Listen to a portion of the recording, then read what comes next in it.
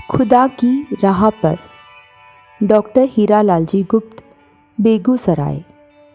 दुनिया में दो तरह के मनुष्य होते आए हैं। एक वे जो अपनी राह पर संसार में चलते हैं और दूसरे वे जो प्रेम पथ के पथिक बन प्रभु की राह में चलते हैं। अपनी राह में चलने वाले ऐश व आराम तलब होते हैं और उनका ध्येय सांसारिक आराम की खोज में ही अपने अमूल्य जीवन को बिता देना है। पर जो खुदा की राह पर चलते हैं उन्हें पग पग पर विघ्नों का सामना करना पड़ता है।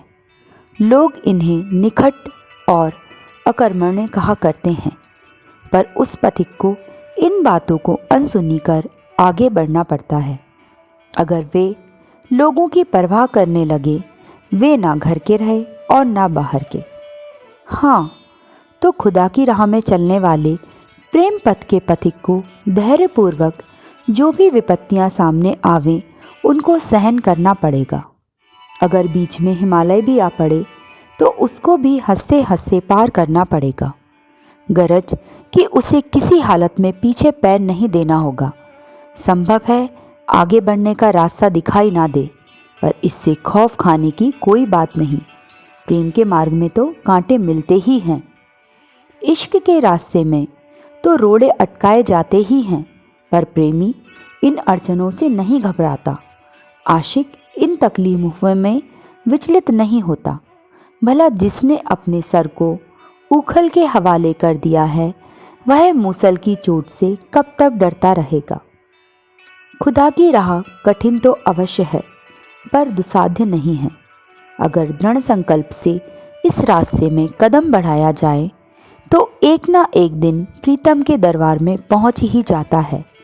माशूक का दीदार हो ही जाता है। प्रीतम के प्रेम का पुजारी अपने प्रीतम से कब तक अलग रखा जा सकता है। भला अग्नि की गर्मी को आग से कब तक अलग किया जा सकता है। चंद्रमा से चांदनी की चोरी और सूर्य से धूप की चोरी के कितने दिन तक संभव है। जिसके हृदय में प्रीतम के मिलने की आग धधक रही है, उससे मिलने के लिए उसकी राह में चल पड़ा है, उसको दुनिया की कोई ताकत नहीं रोक सकती। कोई भी शक्ति उसको उस पथ से गुमराह नहीं कर सकती। वह अपने विचार में अटल है। संकल्प कच्चा धागा नहीं। वह इस बात को जानता है कि अगर वह एक डग आगे बढ़ेगा तो परमात्मा दो डग उसको अपने प्रभु के महल तक पहुंचा देगा। उसे मालूम है कि इसी रास्ते से बड़े लोग गए हैं और उसे भी मार्ग का अनुसरण करना चाहिए। ऐसे व्यक्तियों के लिए समुद्र गोखुर के समान हो जाता है। अग्नि अपनी दाहक शक्ति छोड़ देती है, हिमालय राह दे देता है और शत्रु भी मित्र सा बर्ताव करने लगता है। उसके लिए सारा संसार ही कुटुंब हो जाता है। वह जहाँ निकल जाता है वहाँ शीतल मंद सुगंध हवा चलने लगती है। उसकी जहाँ जहाँ पद धूलि पहुँचती है वह स्थान तीर्थ स्थान बन जाता है। पशु पक्षी भय त्याग उसके इर्द गिर्द चक्कर काटने लगते हैं और उसके बदन से अपनी खुजलाहट मिटाते हैं। कोई विरला ही माई का लाल इस रास्ते में चलता है और चलकर भी वापस नहीं लौटता।